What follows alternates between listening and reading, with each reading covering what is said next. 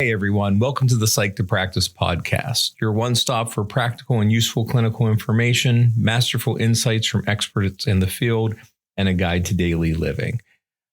I'm Ray Christner, and with me, Paul Wagner. And Paul, we're kind of running a little of a theme, I think, here, where today we're going to maybe connect the dots on two past episodes that really kind of address some of these self-care principles, but really kind of talking about our ethical responsibility as clinicians regarding self-care. And, for being in the helping profession, it's so frequently that those individuals are the ones that are experiencing the burnout or are having difficulty with implementing, the mindfulness and the self-care pieces. And so how we can really kind of recognize just the significance and importance of that, because we might feel like we're, doing a service for others by, sneaking that one more person in or kind of, working through our lunch, but recognizing the toll that it takes. And, as we advocate for others, we really just need to be mindful. And, it's a theme we've been talking about, but modeling what good self-care looks like and, really how we can implement it in our day-to-day. Yeah. And I think as helping professionals, sometimes, and I hate to say maybe we're the worst at it, but, we do struggle, I think, with it. And, I think there's maybe a historical kind of piece to it. I think, there's always talk about self-care, but I'm not sure that historically in helping professions, we've really put it out there as a necessity. And, I think one of the reasons tying it to ethics is, we know that when we take care of ourselves, we're going to help other people better. And, we've all heard the metaphor of being on an airplane and the oxygen mask comes down and you put it on yourself before, helping others. But I don't know that we always have done that. And, so I think that COVID maybe changed the mindset a little bit. I mean, I think since that's happened, I've read much more and heard much more about really why it's so important that we do it. And I think tying it to ethics is an important way to look at it. And, when you're bringing up COVID, the conversation I have frequently is, it changed everything. And it really forced me to have to stop and, whether it's creating stillness or creating engagement in my home. And that's true for so many individuals. However, again, some of those in the helping profession, that was when they were at their busiest. And so there's this kind of dynamic where I think, got a lot more exposure kind of in the general population, and it's now more in the zeitgeist and, we're attending to it more. But there's also this pressure that says, and we're needing these individuals to be there and, essential workers and this piece. So it kind of a catch-22 there of we have to practice self-care, but we also, when do we have the time? Yeah. And I think that it's, definitely recognized it in COVID, but I think the interesting part, it really hasn't changed. I mean, the need and the kind of demand that we place on ourselves, that's kind of continued. So, I mean, I guess as we're saying self-care, maybe we got to figure out, how do we define it? So like when you refer to self-care, kind of what's your definition that you look at? And really, I would say up until maybe some of our recent interviews, I really had to stop and reframe what I was labeling as that, because initially self-care was just an act, and it's taking a vacation, it's stopping and getting a massage or getting that cup of coffee, and it's a singular act that was kind of providing care for myself. And certainly after the conversation with Chris Grimmer and talking about that self-compassion, I think we connected that in that episode where self-care is the action, but self-compassion is the mindset. And I think, it's really trying to blend both of those aspects together. And it's not just a singular act of self-care, but it's a kind of a lifestyle. And it's trying to say, how do I nurture myself so I can be that provider for others? And it's not only in those times of crisis when the oxygen mask is there, but how am I ensuring that I'm staying healthy? How am I ensuring that I'm staying, aware and that I'm able to provide that best service and best care for those that that I'm working with. So I think much more it's changed from an action to, a lifestyle. Yeah, I think that's a great point. And it really, I think, has evolved for me as well, professionally and personally, I guess, over the, I'd say probably the last 20 years for me. I think early in my profession, it was just, workaholic nonstop. And I think sometimes I get into that now, but it's different. It's a different kind of approach. But, when I define it, I think one thing I put in place is the idea that it has to be deliberate, this deliberate action.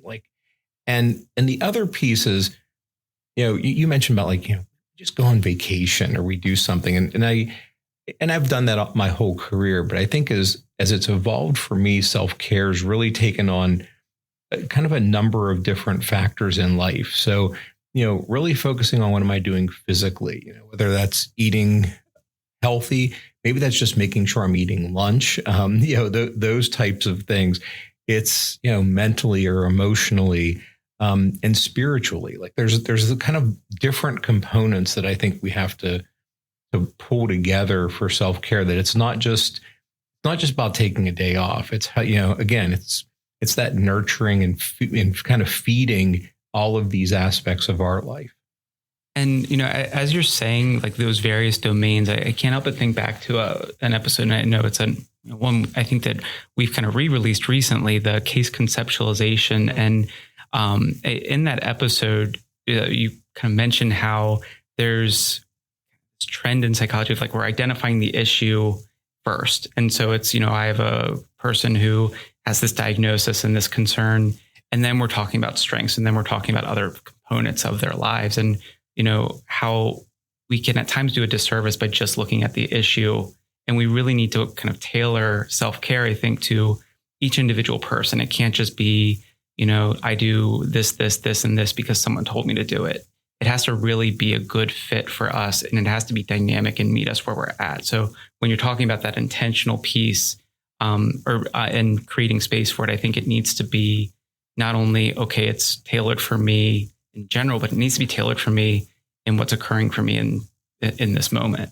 Yeah, I mean, I think that's great. And I think maybe when we talk about strategies, we'll even get into that maybe even a little bit more detail. But yeah, I just had a situation just today. I was talking to just a friend of mine, and I don't know how we got talking about just relaxing. And I said, to relax, I've been doing a lot of writing. And he's like, oh, what are you writing? And I'm like, oh, working on a couple new books and some things. And he's like, that's work. And I said, well, yeah, I mean, it is. But for me, that cognitive exercise of writing is actually very rejuvenating. It gives me a lot of passion. I love it. And it was interesting because, and I'm probably being harsher on him than I should, but there was a judgment. There was a that's not relaxing. You should be out kayaking, or you should be out, doing these other things. And, I think your comment about it being so, personalized.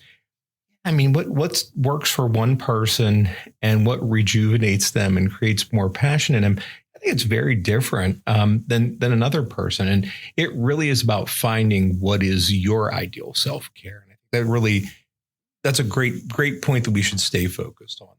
So, and, as we're going through, and, you mentioned earlier, self-care isn't a new concept. And especially when we're talking about, the various kind of psychology related field, it's something that's written in our ethical code. And so, for us to be able to practice ethically, self-care is a part of that. And yet so often it's missed. And so I also think that there's a part of it that says hey, I'm not going to skip over my CEs because there's I don't want to lose my license, And so in that same way, we can't just take self-care for granted. And I don't want to phone in self-care in this, so being able to view it as, in a positive pressure way, an obligation that allows us to practice ethically and practice, to the best of our ability. Yeah. And with the idea of ethics, I think, and you kind of hit on this, pretty much every ethical code for every mental health profession has at least one, if not two, provisions about self-care. Now, it may not always be, highlighted in red and flashing that says self-care, but they're definitely in there. So APA kind of words it in this idea of striving to be aware of the effects of our physical and mental health on our ability to work. NASW for social workers, kind of a similar way, but really talks about monitoring performance and warning against practicing impaired, which we kind of maybe talk about later on. I think probably one of the ones I like the best ethically, I think was ACA, the American Counseling Association. They actually do call it out. They basically say counselors need to engage in self-care activities. I mentioned for me, it's these different variables. They also do that. They talk about emotional, physical, mental, spiritual well-being. And then the National Association of School Psychologists, same thing. NASP has this idea of work-related activities and paying attention to personal factors that may interfere with performance. So, really across the gamut, they're there. They're called out. Now, is it the one we focus on the most? No, you're right. Most people focus on continuing ed credits. Yeah. That's the big one. But it's so important that they're in there. And I actually think we're going to probably see more and better language as these get revised, mainly because of what Chris Germer and others have talked about, is this idea of burnout. So it's the self-care that really is going to help prevent that and let us, I think, practice well. And I think self-care suffers from good intentions, especially in the helping field, where again, it's trying to just get one more thing done, because we kind of strive for this idea of productivity, or this, I need to help the most people, or I need to get the most done for it to feel worthwhile, and for me to, create a sense of purpose. And certainly there's an element of that. Like I want that to be something, but I don't want it to be everything. And, in the same way, if I were having a surgery, I don't want my surgeon to be someone who is exhausted and who, he's like, I'll schedule one more, so that way this person doesn't have to wait another week. Like, I've already done 3 surgeries and I've been up for 20 hours, but let's put one more. It's like, I think I'd be okay with waiting. Like right. I want someone when they're going to be, at their best, or at least performing, in that optimum range. And so if we can view it in that perspective, we're almost doing a disservice by not engaging in this. And I think really that's where these ethical principles are really coming from, and saying, we don't want to be an impaired clinician.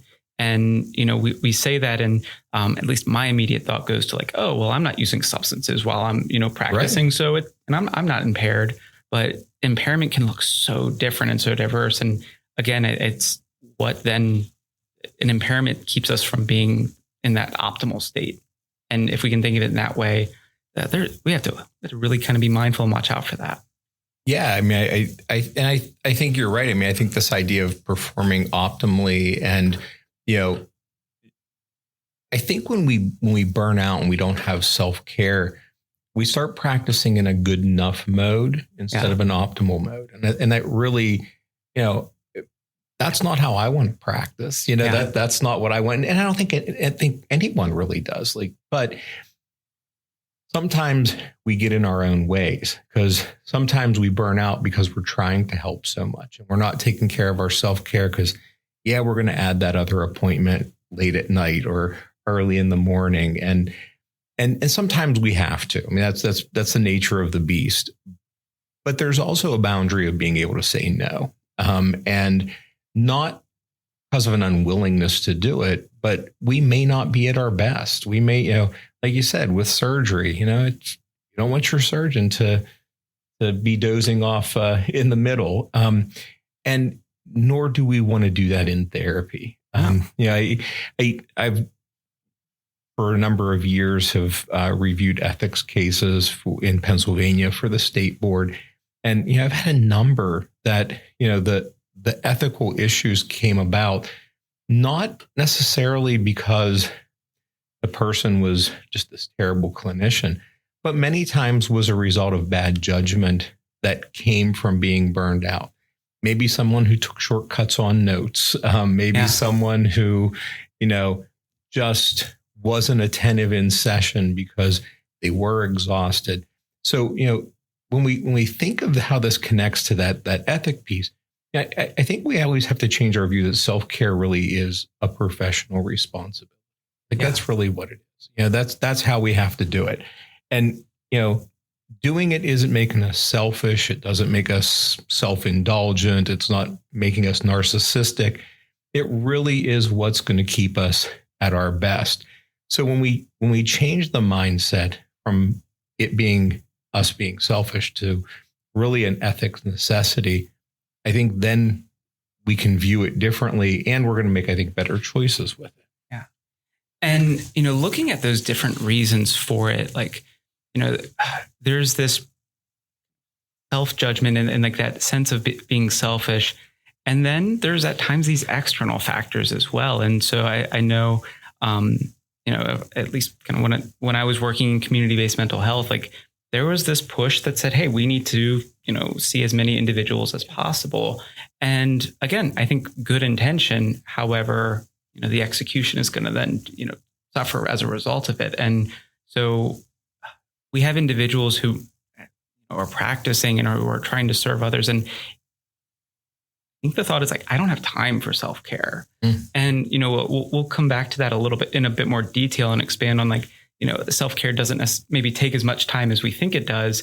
But in that same way, like trying to make sure that we're not putting ourselves intentionally or unintentionally, in an environment that's going to demand more than we're able to give, because then, we're needing to make a change in the same way that, I think just about any mental health professional would encourage, the clients that they work with to assess and, review that and then making an informed decision. We also have to do the same. And it might feel, again, we're being selfish in doing that, but we're actually performing in a better light when we're doing that when we're doing that self-reflection. Yeah. It's, it's like kind of maybe going off what you're saying, really there are these, I think, common barriers or pitfalls, maybe we'll call them, to self-care. And the system itself can do that to us. Again, maybe I think that's what happened after COVID. I remember, when that happened, I remember sleeping in my office to try to get things rolling because we were moving to telehealth at that point, which we weren't ready for, and it was, it set itself from the beginning as kind of this stressful time. But, so our system can do that. We're trying to get as many people in. We know there's long wait lists, and in some ways trying to reduce, people's pain, but it's sometimes results in kind of a negative. So, I think that's a great one. It's interesting with that systemic, I was reading an article that used the term the myth of invulnerability. And I thought it was very interesting. I thought it was a great term. And Amy, I'm going to probably butcher these names, but it's Amy Rochach and Samar Bulareg. And they did an article, it was in Current Psychology a couple years ago. But the myth of invulnerability, essentially, they basically said that it's one of the reasons why we neglect self-care.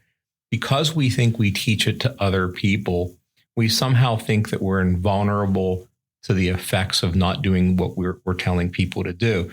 And I think that's interesting because I know some of the best therapists I know, they're really bad at using their own strategies. So that idea of a myth of invulnerability, that we somehow think we're immune to it because we're so skilled in the technique. And the reality is we're just not. Yeah. And, I'm probably opening up a can of worms that we could certainly derail. And I think it's probably, future episode material, but I don't know if it's been in an episode or not, but one of the conversations that we have is looking at, we're at an age, kind of culturally where there is such an awareness and such a focus on mental health. Yet why are we still in a mental health crisis? As we're seeing these advancements, shouldn't we be seeing then a reduction in improvements? And it's just really not happening. And why is that? And, I think that's a part of it. Just because we know it doesn't mean we're doing it, and doesn't mean we're doing it well. And, even as we're, working with our clients, like I know one of the most challenging things isn't, to inform them and to share the information, and they can recite it back beautifully. They can talk about and be creative with how they're going to do it. But then the time comes to do it, and it's like, I don't have time. I'm just going to, and we have to challenge those pieces. And so really, when we're saying it's a change in lifestyle, it really is from that core piece of we're needing to slow down and take the time for it. It doesn't have to be a ton of time, but it has to be an intentional time. Yeah. I mean, I agree. And it is something where, it's attending to it. And, whether it's, we use the word intentional or purposeful, we really have to make that decision to make it a part of our lifestyle. And I think there's a lot of, different pieces. I mean, I think that, the other, piece that goes along with that is, self-care paradox, this idea, and Chris Germer, I think maybe better than anybody, but, this idea that we don't develop, we're not good at developing self-compassion or compassion for ourselves.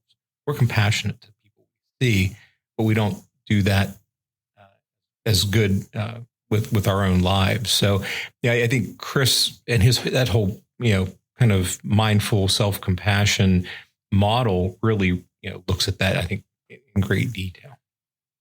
And it's interesting because, we would think that, being in the helping profession, we implement these pieces in a practical way. And yet there's other professions out there where it's a requirement and it's built into their day. And so, pilots and truck drivers, they're given restrictions on how much they can do, because after a certain point, they're not going to be optimal. And, certainly there's a safety component there. There's a safety component here with us. It's different, but it is a safety piece. And again, if we are, missing information, or if we're, we don't have that mental acuity to kind of read the tone or read what's not being said in the moment, there can be some drastic things that happen. And so again, it's not a scare tactic, because again, it's not meant to be this pressure, but it's meant to be this invitation to say, how do we change things and really have them make a more meaningful impact? And self-care is one of those that certainly we need to change the language and the rhetoric around it and how it's being practiced. Yeah, I'm glad you mentioned about other professions. Like my dad was a truck driver. That's what he did by profession. And I remember he was only allowed to drive so much, and he had to log it in. And if he got pulled over, they pulled his log, and if they checked it. Like if he was driving too much, that could be a fine for him or his company. And it was just a nature of what they did. And and I know for some that's frustrating, because they can only drive so much, and there are sometimes people are paid by the load or whatever it is. And I think we're not much different. I think people in especially those in private practice, their income's driven by how many people they can see. And, there's all of these things, but I guess, not that our conversation is going to challenge the professional organizations out there, but, I wonder, why haven't we done that as a profession? Why haven't we said, hey, maybe we need to put some guardrails up to say, there should be a balance, or at least some guidelines to say, think about this. How are you going to perform optimally? Because I know some people that, they're seeing an outrageous number of individuals. And sometimes I think they believe they're doing well with it. And maybe they are in many cases. But I know for myself, I like long days. That's kind of how I work. And then I take, more time off at other times. But, I know my boundary. I do know at times, if I would add one more person on certain days, they're not going to get the same level of care from me or attentiveness as it would if I would add them on a day that I only had 4 or 5 appointments scheduled. So, self-awareness is a piece of it, but I do wonder why our professional organizations haven't at least maybe provided some suggestions. And it's so interesting that like my first positions that I held, working in, I worked at Walmart. That was one of my, not my first job, but it was one that, during my undergrad, and I had to take, 2 15-minute breaks, and I had to take, a 30-minute lunch. Right. And it was required. Like that I would get in trouble if I didn't go and take that time. And, sometimes it was, you're in the middle of doing something and it's not ideal, because you're going to have to put it all back and then you have to get it all back out. But really that's this mandated self-care. And so, there are positions, even, very common ones out there that like they're practicing this. And I don't know that we're necessarily taking the full advantage of it when we're in those positions, but it's creating the space for it. And we as the individuals need to match that and being able to then step into it and saying, okay, the space is there. How do I fill it? And how do I fill it for myself in this intentional way? Yeah. And I think it's interesting. We've mentioned about COVID and, how that's kind of led into some of this, but it's interesting to say, I don't know how this is going to pan out, but, I know there's some research that's out there, but there's a lot of people move to 4-day work weeks and working these long days, but they also don't want to work super late at night. So they work these long days and they skip their lunch or they skip those 15-minute breaks. And we're now compacting all of this time into a very short kind of space. And I wonder about that. I mean, I've thought about it for myself. I've thought about it for, other people that I've worked with. It's one of those things that sound really good. And we believe it's helpful, but I also don't know, because I think the more I've seen people move into some of that, the more stressed out people are. Like the 3 long weekend days, isn't the same kind of recovery as we get when we recover in small chunks. Like you mentioned about the 15-minute breaks. Like I remember one of my first jobs was working in retail, and it was like, they were strict about it. Like when you took your break, like you had to go to like the break room or you had to leave the facility. Like that's what you did. It wasn't an option. They didn't want you talking to other people. Like you had to go, like if somebody else wasn't in the break room, you didn't do it. And I have to say, it was a little bit of a simpler life then. It was like, I appreciated that time. I appreciated the fact of sitting down. I actually remember eating lunch in a lunchroom. Like that was part of it. And then we get, I think, into professions where maybe we take shortcuts around that. And, again, I think for myself, I've changed that over time. Like, I'm much better about, for lunch, I actually sit down and I leave my office. I sit in a different room. I actually eat. And really, it's much more intentional. Throughout my day, I know when I'm going to have some time.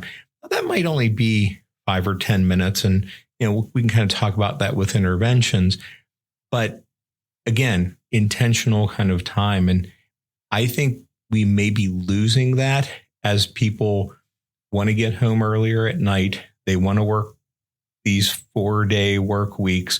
So they work these long days without really thinking about those breaks intentionally as much as we should. Yeah.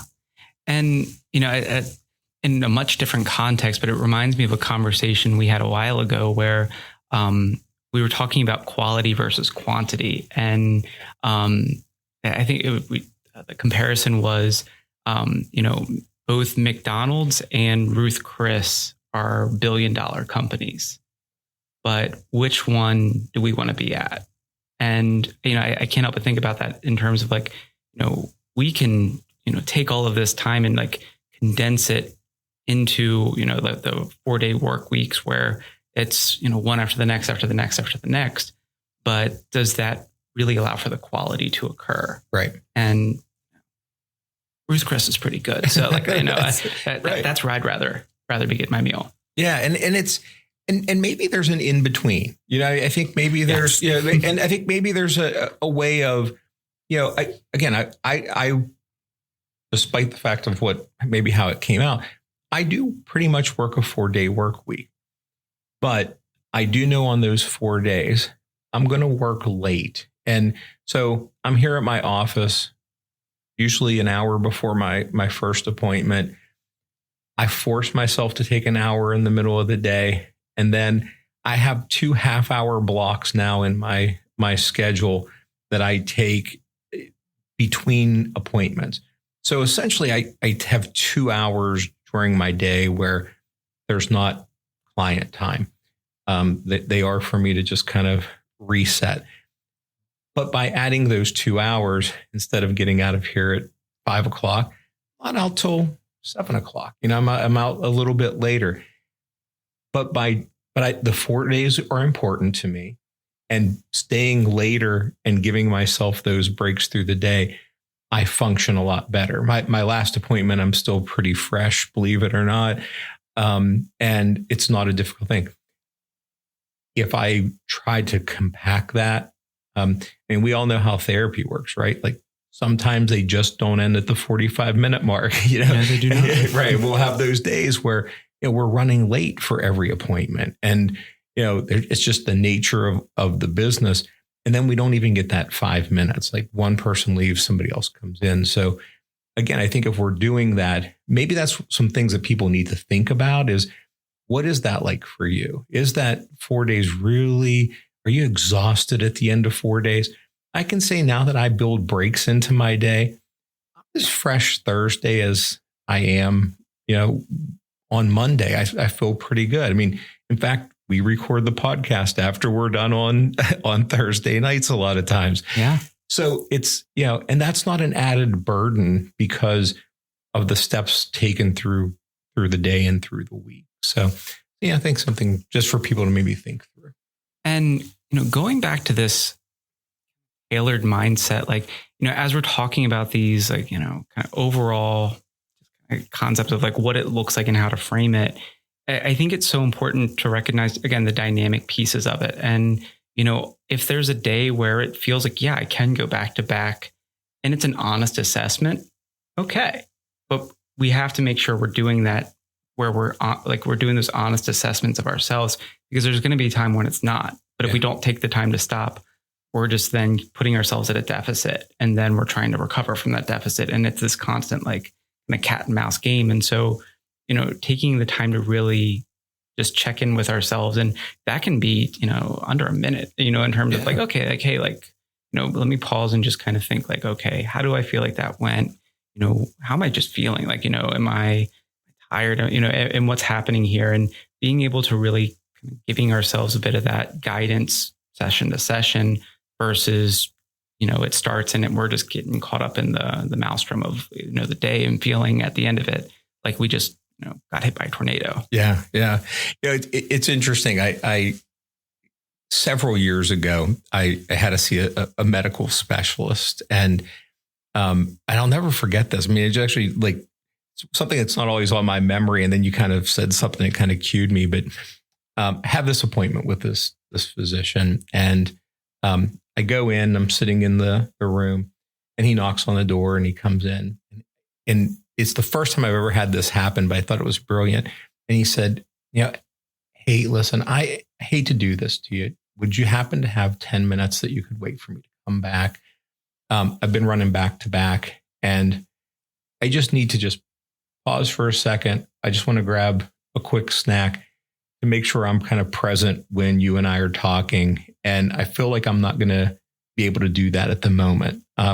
And I was like, oh yeah, like, go ahead. And I'm like, gosh, probably haven't, I think I even joked, I probably haven't even used the bathroom yet. And he's like, nah, like sometimes that happens in my world. But he's like, are you okay? And I said, yeah, that's great. So I sat there, probably played something on my phone or, did whatever.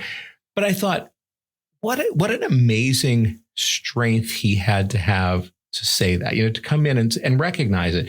And, and rather than just letting me sit in the room, the fact that he came in and said, hey, here's what's going on. Just want to make you aware. I appreciated it. And, again, being somebody who I think is fairly compassionate, I was like, man, yeah, absolutely. Like, go ahead. And you know what? He came back and it was just a great appointment. And it may have been great even if he didn't do that break. But, the fact of his awareness to actually say it, to call it out and not to be embarrassed by it, and just said, hey, I just want to make sure, like if you're 10 minutes late, it's not going to be an inconvenience for you. Yeah. And, maybe it would have been, and he would have just sat there, but I'm going to guess most of the people that would have been in that room that he would have done that with would have given him some grace. Yeah. And, as you're saying that, I'm trying to play both roles in my head where, hearing that, I view that as such the strength and like the self-awareness.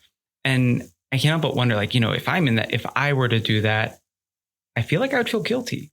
Yeah. And that was that initial like thought of like, okay, how would I feel in letting someone know that? And what a difference where, here we both are agreeing, like we view that as such a positive thing. Right. And again, even in the therapy session, when we're promoting these things, such a positive thing. And yet when we're taking those same actions, guilt or feeling, I'm doing a disservice or I'm being selfish. And like, again, that's that reframing process that needs to happen. And we need to be aware and catching ourselves and challenging and saying, no, I can. And that's the self-compassion I think that Chris was talking about. Yeah, and, right. And certainly,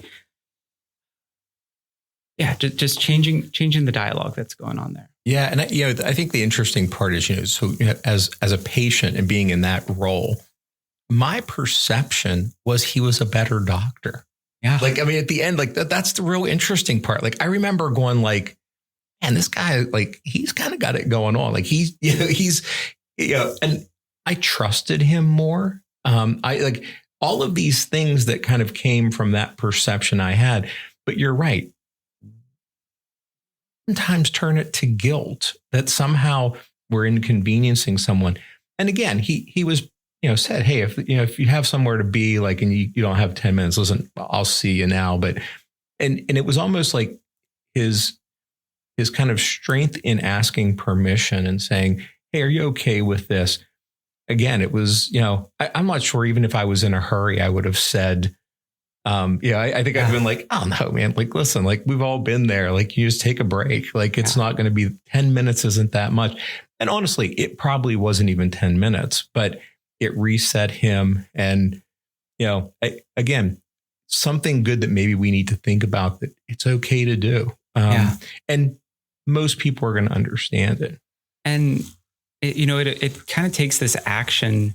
It's a very personalized, actually has the word self in it, self-care, but it makes it collaborative in a way, at least in the way that he approached that. And, how do we give ourselves that permission? And, so frequently, if we can have it serve others in a way, it can then give ourselves that permission. And so, I can't help but wonder for him, if in informing you of that, there's this permission of, I'm going to be giving you a better level of awareness and a better level of care. So that's the permission I need for me to take that time. But being able to go through that. So how, this individual act can certainly also be collaborative there. Oh yeah, absolutely. And again, it's, we all, I think, can understand that. And maybe we just need to look at it on ourselves. So let's maybe, before we kind of talk about interventions, let's kind of just wrap up this.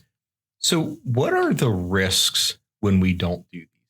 So when we're not really doing self-care, what are some of the, we talked about, maybe it would result in us just doing good enough care rather than optimal care. But when it goes wrong, what are some of the things that come to mind for you? And I think it's almost it's a kind of a sliding scale, or they can really be compounding pieces where, in the very beginning of poor self-care, I think it's just, kind of a lack of maintenance. And so it might be, again, we're skipping lunch. It might be, we're feeling a bit more tired. So, it's, we step back and say, okay, well, like, what's the big deal with that? But in the same way, I don't know, if I'm getting a low tire warning on my tire, right. I don't know that I want to go on a long trip when, why don't I stop and take care of it? And so in this way, like, how do we kind of look and listen to these warning signals that we're giving ourselves? If it's, my stomach is kind of like clenching, if I'm feeling myself like yawning, or, physically, I'm just kind of feeling like stagnant. Okay. Like that's information. Those are signals. Let's attend to them. But I think they can certainly then start to grow into relationship distress and into, maybe having less time we're spending with those that we care about.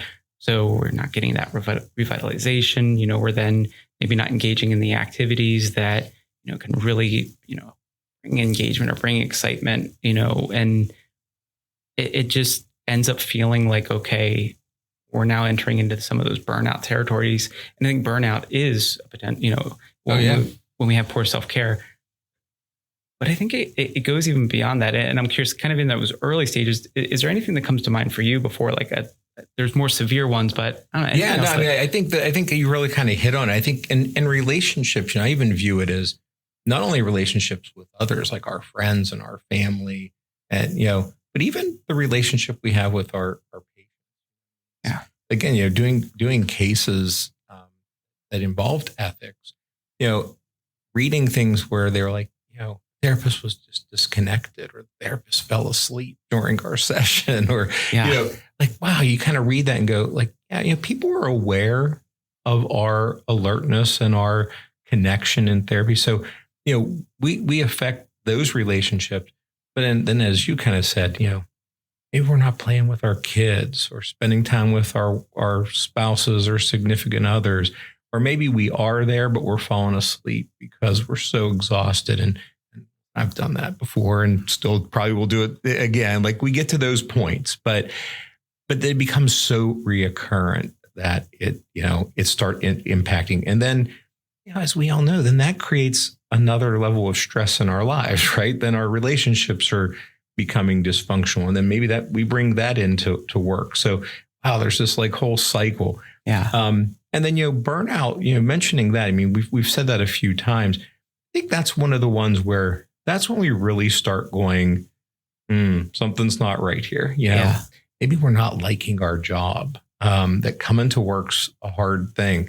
Yeah. I was reading a Facebook post in a group, where somebody was like, I cry my whole way home from work and cry on my way to work. Whoa. Like that, that's like, wow, that's burnout, right? We've hit to that point.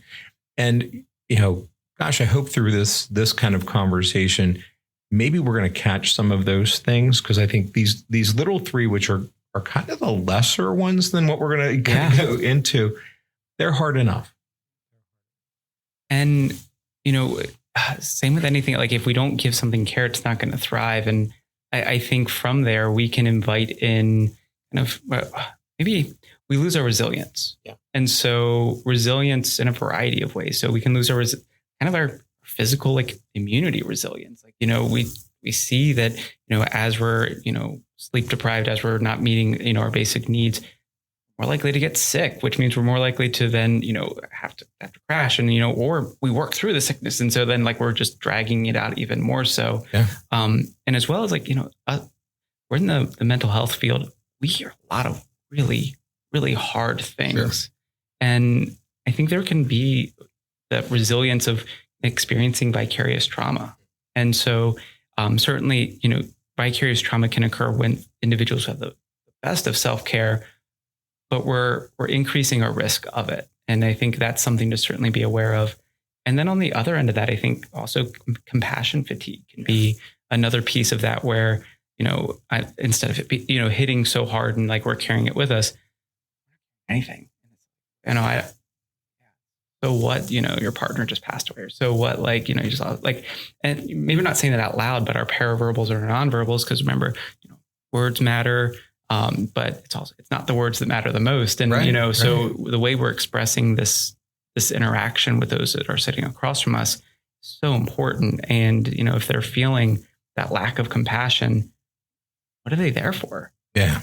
Yeah. It's, I think it's, it's a good thing for us to use as maybe a little self-monitoring tool as well. And I think maybe I've said this in another episode at some point, the rule of thumb for me has always been when I don't sit with people and feel something, it's probably the time for me to end my career. Like, I think that's time where maybe I'll kind of wind myself down if I ever get to that point. But, both good emotions and bad emotions, we listen to hard things. And And when, and I feel when people tell me things, I feel it. Like it's, there's a reaction.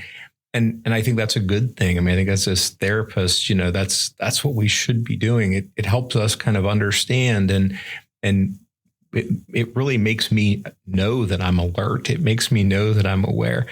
I'm not just going through the motions of techniques. And when we stop doing that, maybe that's a marker where we kind of go, wait a second, I'm hearing these hard things and it's, I don't feel anything. That we need to pay attention to those things. Doing this 28 years, I've heard tough things, and it's just as hard today for me as it is that was my first year. It's that I think it's a good self-monitoring. We don't want it to be that traumatization piece, but being aware of it and feeling it and being there. I think that sometimes minimizes it also. Like where when we don't experience that traumatic piece of it. And with these things, I think, kind of the rest of these risks, I think with self-care or lack thereof, are really a result of those first few we mentioned. Like when we start doing those, then it starts creating problems in our actions. Yeah. So things like we start making errors in judgment, or, you become impaired in our competence, which, gosh, we never want to get to that point, but that's part of it. Or maybe we're not meeting our obligations, whether that be ethically or legally. And worst scenario is that our inaction in self-care results in actions that harm someone. That maybe we really aren't there for someone.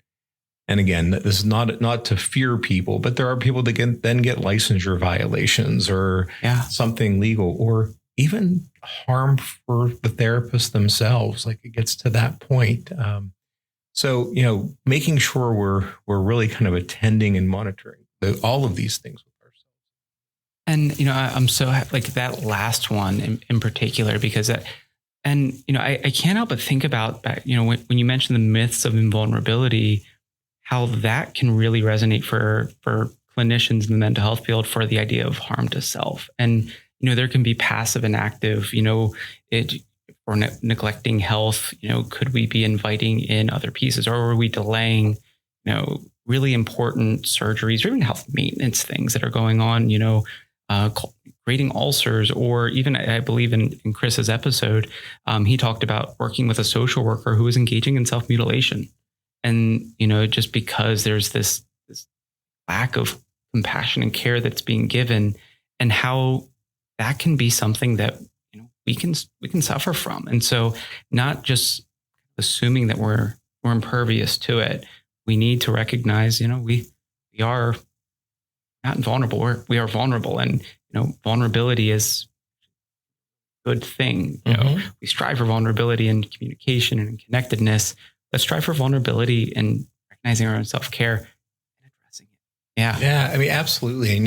It kind of takes me back to where, we did the episode about it. It's okay not to be okay. And, which for me was just a really kind of powerful kind of episode. And, it makes me think about, making sure we're asking that to colleagues and asking that idea to ourselves, like, really paying attention.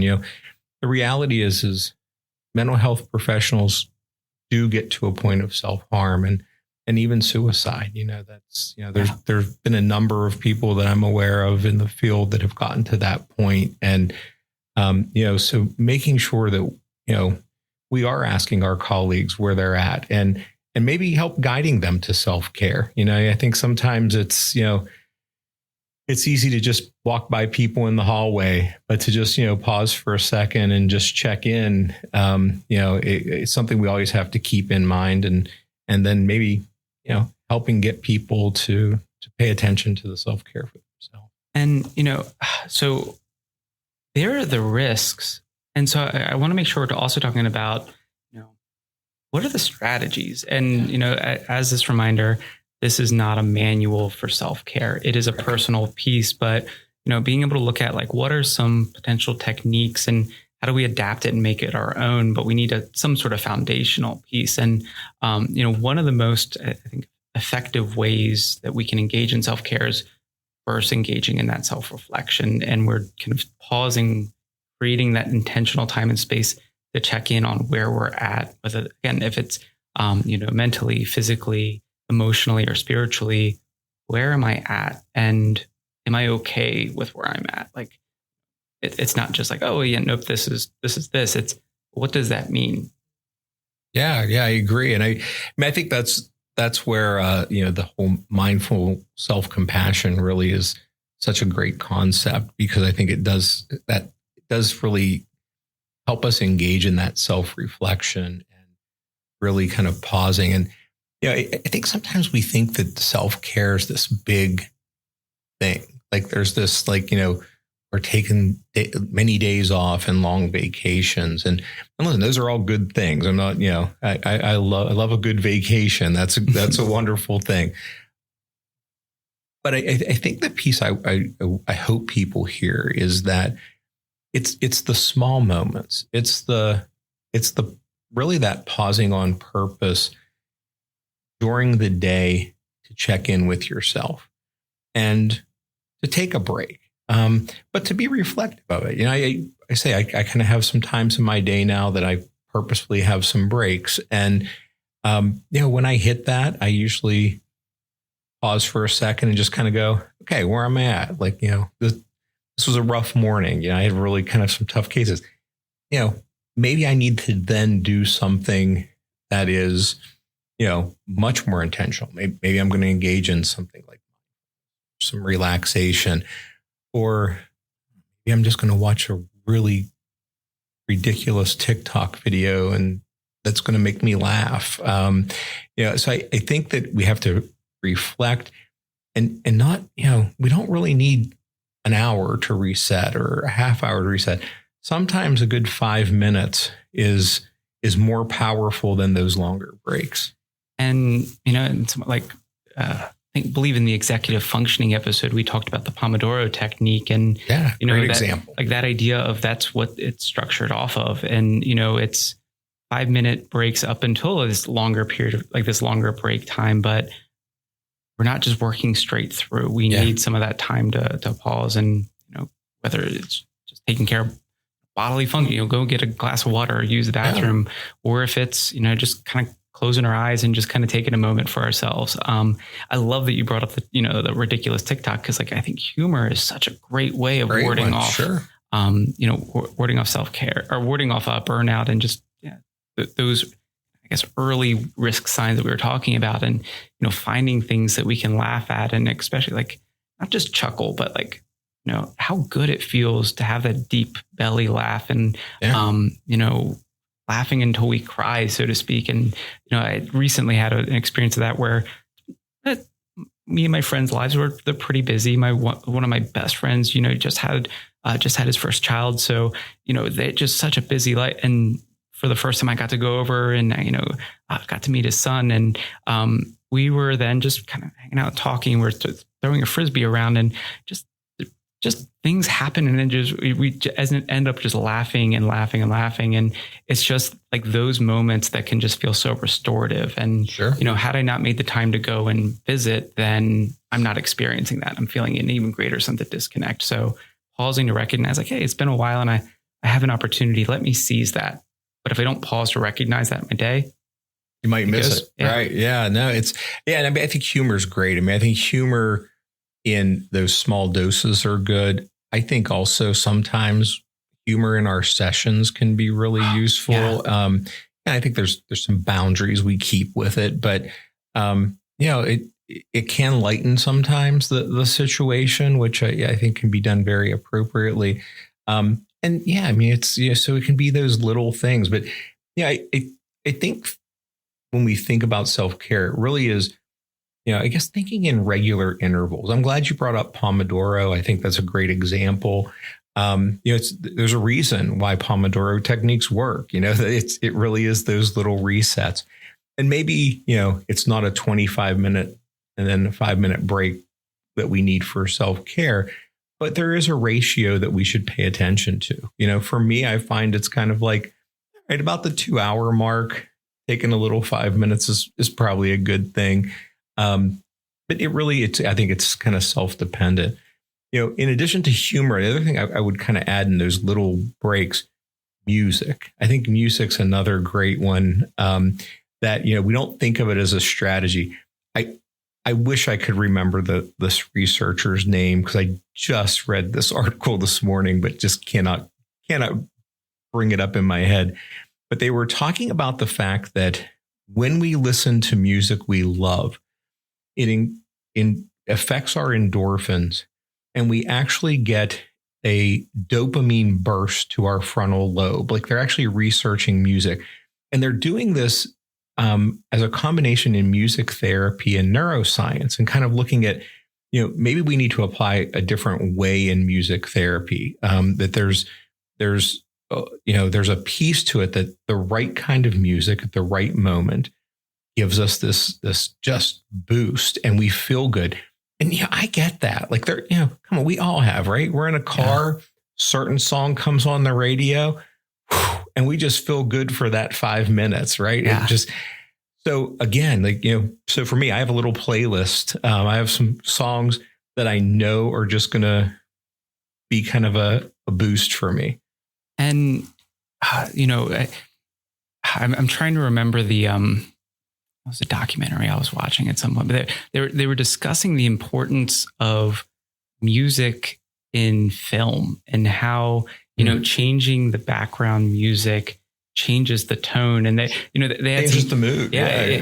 They had some silly examples, taking some horror movies, and, it's the same exact scene. They're not cutting it, but they changed the background music of like a montage, and all of a sudden it goes from like this terrifying experience to this ridiculous one, or, going from, again, like this conflict action to changing the music, and now it's a romance, and like, what's good. And so it has such an impact, and it can really just direct ourselves. And so whether it's to create change or to create awareness, I think music is a great addition to that list. Yeah, absolutely. And again, something we can implement really simple. Doesn't have to be, something that takes forever. It's just a nice little kind of adjustment. The other kind of thing, and there's some obvious ones out there, but maybe to call out maybe some that maybe people don't think about. The other thing I would say is I guess I'm going to term it leisurely diversion, where what are the things that we divert our stress to that we just enjoy doing? So maybe that's a technical way to say, what are our hobbies? What do we like to do? I've shared, with Paul many times, cooking's mine. Like cooking's the thing that is, it completely changes how I feel. And it's years ago, I owned a restaurant, and I used to leave work and I would go there and, start working in the kitchen, and people like, you've been working all day. Why are you doing this? And I was like, oh man, it's like great. Like, it's just like, it's such an energizing thing. I still do it. When I need my breaks, I have my process is kind of very long when I do it, but I'll take a day where I'll go like, hey, I need to really just reset myself, and I'll get up at 5 o'clock, 5:30 in the morning, and start going to farmers markets and finding what products are out there. And as I go through it, starting to create in my head what I want to make, and then that turns into me going home and prepping and then cooking. And then, hopefully as a family, we're then all sitting down, and then that creates some connection, and some other pieces. So it's this whole process that's a part of my leisure activities that that day, I will say every day that I do it, I just feel great. And for some people, it might sound like, that's a lot of work to put into it. Yeah, but it diverts my mind from it. It really, it kind of refocuses me. Do you have something for you that you do something similar? Or? And for I'm kind of torn between two because they really blend together. But I love setting these I have an idea in my head and I want to see if I can make it happen. And I really enjoy being outdoors, and especially with camping. And so there was this, okay, I have this hitch haul, And if I'm going camping, it's the setup piece of it that I don't like. So, my wife would probably disagree with how enjoyable it is. But I spent, a couple months just kind of trying to create this, like, okay, I want to have something that's just going to stay here. That I can throw it on the back of my vehicle.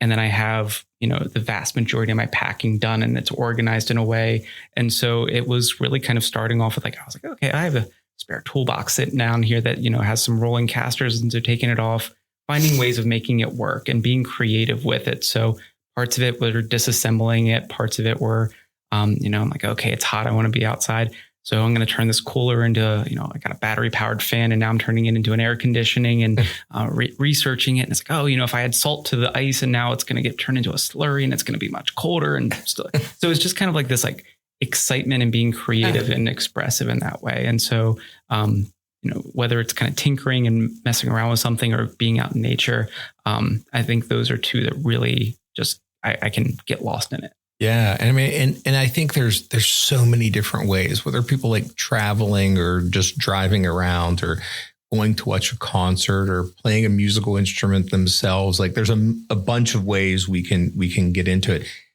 but it really is a good reset for us and something we have to focus on that also, I think, broadens us all a little bit culturally when we do those things. The last one I have, and then if you have any others, maybe we'll kind of add on here, but I'm going to kind of, I guess, create kind of a two ends of a spectrum. And I think the other thing we have to think of is paying attention to our need for connection and our need for solitude. And I think those two things work together. And, I think for self-care, connection's so meaningful. I whether it's with family or hanging out with friends or whatever, in any way that we're connecting with others. But I think we also have to recognize that it is okay for us to sometimes just spend some time alone and, maybe go and eat by ourselves somewhere, or maybe just can go sit in a movie theater and not talk to anyone, whatever it might be. It's okay to just be with yourself sometimes and be present with yourself. I mean, I think that's probably the time I have the best reflection when I do that. Yeah. But we need both. It really is creating this idea of balancing both parts of our lives, and being in social professions. We need that sometimes. Close the door and be present with ourselves. And, that spectrum there is so important because it's the intentional connections we care about. And we have to make that in a vacuum where we're going to be there with ourselves. And so we can start to connect with ourselves, but creating those opportunities and not just going check next. And there's one more that I wanted to throw in there. And it's being able to recognize accomplishments, because it can be so easy to kind of, getting into that, next routine. It's, okay, this is done. But to really stop and giving ourselves some praise, being proud of what we've done. And it doesn't have to be an end product. It can be a part of the process. And, ADHD a lot, we're talking about task chunking, let's not stop and celebrate at the end. We need intervals, we need to be able to kind of really pause. And I can't help but remember, this was years ago, Sean T, who was he's the instructor for Insanity workouts. If anyone's familiar with that program, he's a very physically fit guy. And I was listening to an interview he had, and he was in South Africa with his husband, and they were going to go and they had kind of scheduled with a guide to go and climb a mountain. And he was kind of sharing his story, and he's like, oh, I'm fit. I thought, it's going to be good. And it's like, it was challenging and just kind of like constantly looking up the mountain and starting to feel tired, starting to feel worn out. And the guide was then sharing like, hey, there's here's a bit of a flat area. We're going to stop and take a break. And he's like, no, we're not at the top. Let's just keep going. Let's keep pushing. And the guide's like, no, we're stopping and we're taking this break.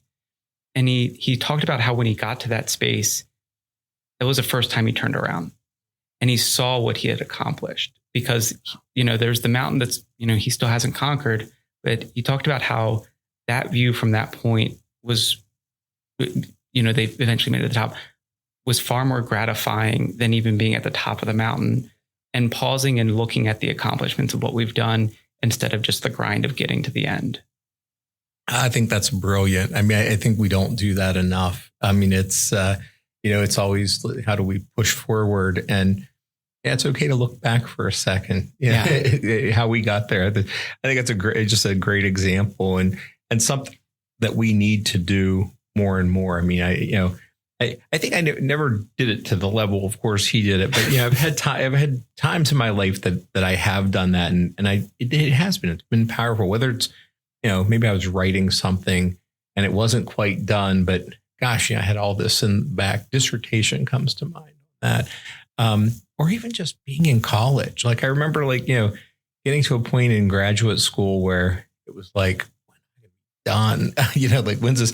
And then you look back and go, oh my gosh, like I accomplished all of these steps, so there's so many ways I think we can do that. It's a great example to have. And, there are so many other things out there. I mean, I wish we could just kind of do a whole kind of couple hours on all the different ways. But, I think just keep in mind, it's okay to learn how to play well and to do things that are fun, whether they're 5 minutes or climbing a mountain. It doesn't matter. We just need to be purposeful with them. I think this is kind of really important.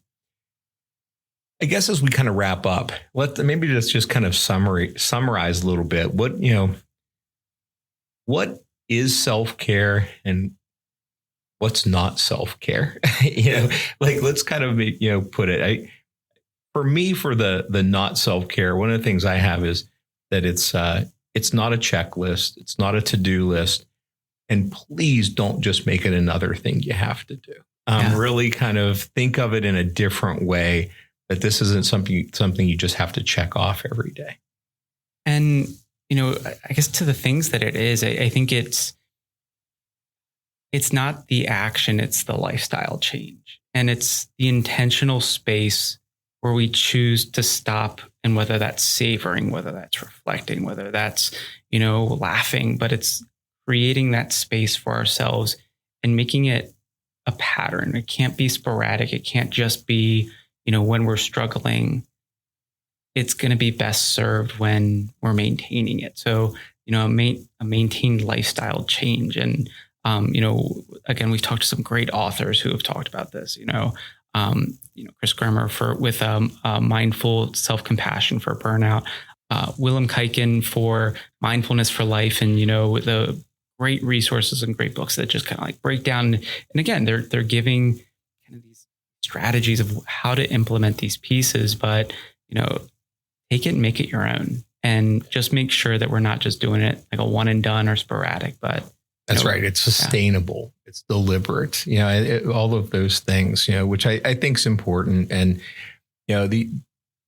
doing this, it makes us not only better at what we do, but it also really makes us start enjoying it more. And I think that's really the key. And, it's approaching it again, not out of you're doing this for personal reasons. You're doing it for your ethical responsibility. I think is key. Yeah.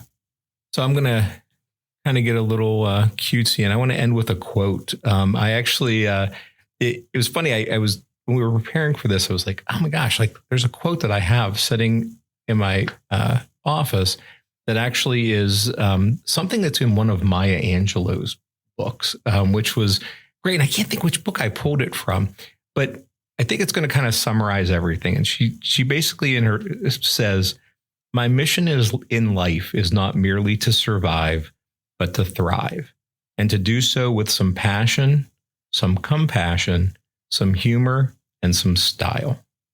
Maybe that's self-care in a nutshell. She said it well. With that, we hope you enjoyed this episode. Please check back in 2 weeks. But until then, be well, stay psyched.